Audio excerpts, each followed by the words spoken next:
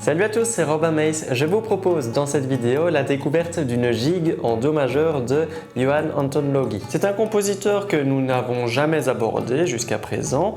Il s'agit d'un joueur de luth tchèque de l'époque baroque. La composition étant ancienne et non écrite pour la guitare actuelle, il est possible que vous remarquiez des différences de notes d'une version à l'autre. Pour apprendre la pièce et bien l'interpréter, il est important d'être conscient que c'est une gigue. Il s'agit d'une danse rapide et qui est souvent jouée en fin de suite baroque. Il existe bien entendu différents types de gigues selon l'époque ou le lieu où elle est écrite. Ici, la gigue est dans la métrique 3/4, donc on a 3 noirs par mesure et on rencontrera souvent le rythme de noir pointé croche noire qui est typique de la gigue. Ta ta ta, ta ta ta. On reviendra sur la manière d'interpréter ces rythmes pour donner un caractère dansant plus tard dans le tutoriel. Il est important de respecter les tenues des notes en gardant les doigts enfoncés sur le manche. Par exemple, dans la plupart des mesures, nous avons des blanches pointées au niveau des basses. Une erreur de débutant est de soulever trop tôt le doigt sur le manche et couper la résonance involontairement. Bien sûr, le fait de garder les doigts enfoncés sur les graves pendant que les notes aiguës changent vous challengera sur la dissociation des doigts, le contrôle des doigts et les écarts. Mais faites ce petit effort pour rendre la musique plus jolie et vous progresserez aussi en même temps. Par moment, il y a des petits accords à 3 sons à jouer en même temps.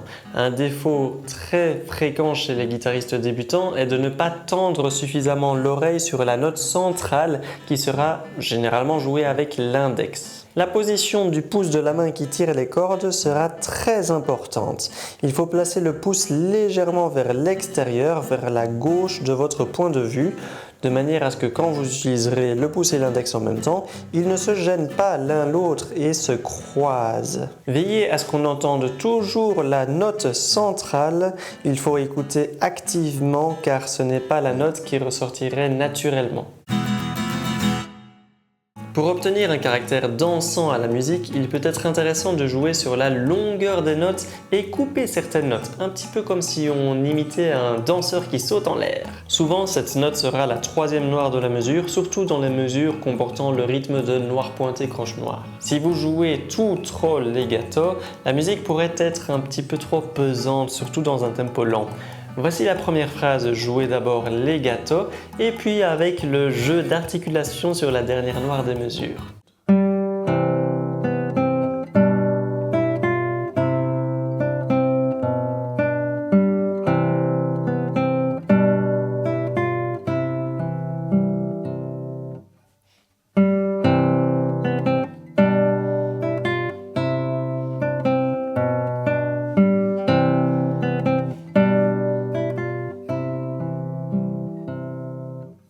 Une autre manière de donner un côté dansant à la musique est de légèrement exagérer le rythme pointé. Donc allonger un tout petit peu la noire pointée et du coup réduire davantage la croche qui suit. Bien sûr, l'idée n'est pas forcément de réaliser à chaque fois la même articulation, mais voyez si vous pouvez développer cet outil pour l'utiliser de temps à autre et maintenir l'intérêt de votre auditeur. Aussi, vu qu'il y a des répétitions de certaines parties, vous pouvez vous amuser à changer les nuances et les timbres d'une fois à l'autre. Je vais à présent enchaîner plus lentement le morceau en entier. Pour rappel, les partitions et tablatures sont disponibles au format PDF avec le lien dans la description de la vidéo. N'oubliez pas aussi le petit pouce en l'air si vous avez aimé le tutoriel et partagez la vidéo si vous pensez qu'une ou plusieurs personnes de votre entourage seraient intéressées. Ciao!